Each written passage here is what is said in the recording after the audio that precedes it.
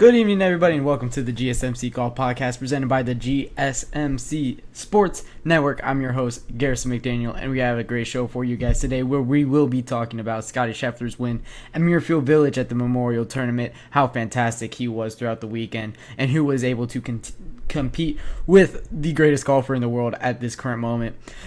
Our second segment, we'll be talking about some superlatives from the weekend. Who played well in what aspects of the game? Did players play well? My most surprising and most disappointing players as well.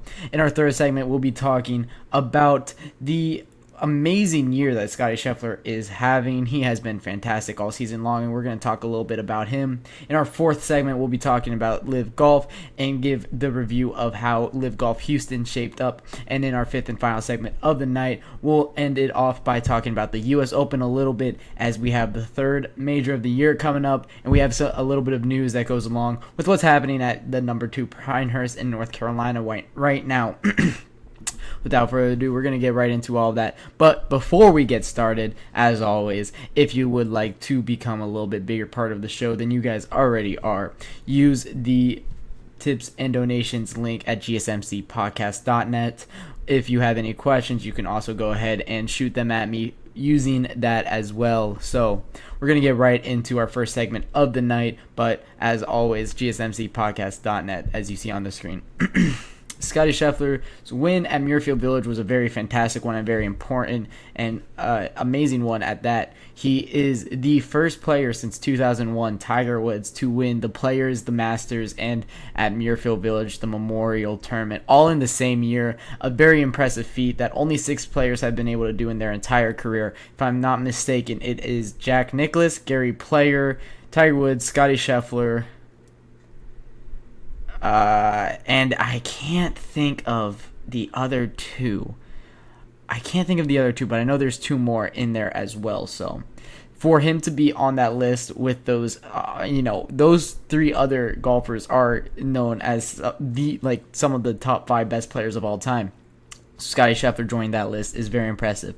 So we're going to take a look at his weekend, see what he did. In the first round, it was a very impressive just kind of controlling the golf course round for him. Only 1 bogey. It was on 5. 1 bogey on 5 where he went.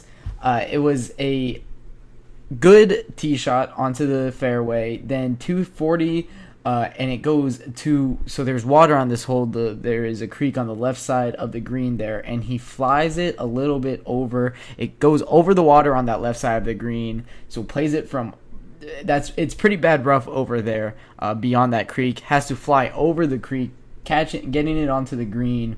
Very difficult shot. And then he, on and around the green, he duffed his chip, ended that with a 4, gets it close to the pin, 5-6. So 2 putts, 3 shots around the 2 putts, 3 shots around the green. It's pretty unfortunate what he did here, but that's golf. And he bounces back, gets 6 birdies in the round on 11, 13, 15, and 18. He birdies 18 to end the round. There was not many birdies on 18 in the weekend. I think it was in around the 20s, the amount of birdies on 18 from the, there is so many rounds that got played. And so many different opportunities. And 18, of course, the hardest hole on the golf course, it really played like that. These greens this weekend were insane. The ball was rolling on them. And we're going to see that very similarly at the U.S. Open this weekend. So a lot of these guys are going to use that to their advantage, play with, what they learned at Muirfield Village at the Memorial Tournament.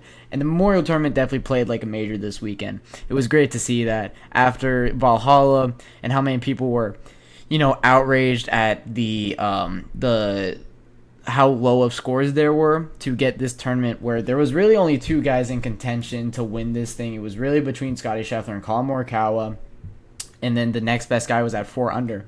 And there was only There's only 11 guys that were under par in this entire field. So very great golf tournament this weekend. Muirfield Village is always a very special one, always a fun one to watch, and it really played like that. But that is Scottie Scheffler's Thursday, and then his Friday was also very impressive. Three birdies to open the round on 3, 5, and 9. Gets the revenge on hole 5 on that par 5.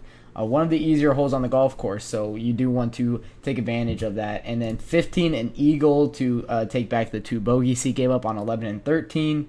And then 18, he birdies 18 once again. Played fantastic at 18 throughout the weekend, so you got to give him credit for that. And then on round 3, he does bogey 18 here, but it is birdie to open his round. I believe at that point he was at a... When he birdied, I think he was at around 11 under or 10 under, and we really looked at, this is done, because he had like a 5-stroke lead on the next best guy, who I think it was Victor Hovland at the time, and it was Scottie Scheffler's it. He's got this one in the bag, and then he bogeys 5. Gets it right back on 6, and then a triple at 9. A very rare Scottie Scheffler mishap. His tee shot goes OB, so he's back on the tee box for 2. Then sends one to the rough on the right side. Has to lay up from that because he doesn't get a good shot at the green, and then sends it to the rough on the other side, and then he gets onto the green in 5. On a par 4, and then 2 putts, as I believe it lips out on him right on the putt for a 7. And he all the hard work he did on the first 8 holes are for naught, as he triples 9. Not something we see Scottie Scheffler do often. And at that point, a lot of momentum start changing. We saw Victor Hovland, Colin Morikawa. These guys were able to be right on his heels and look like they could maybe get this one from Scottie Scheffler, as just 30 minutes before this it seemed like it was done.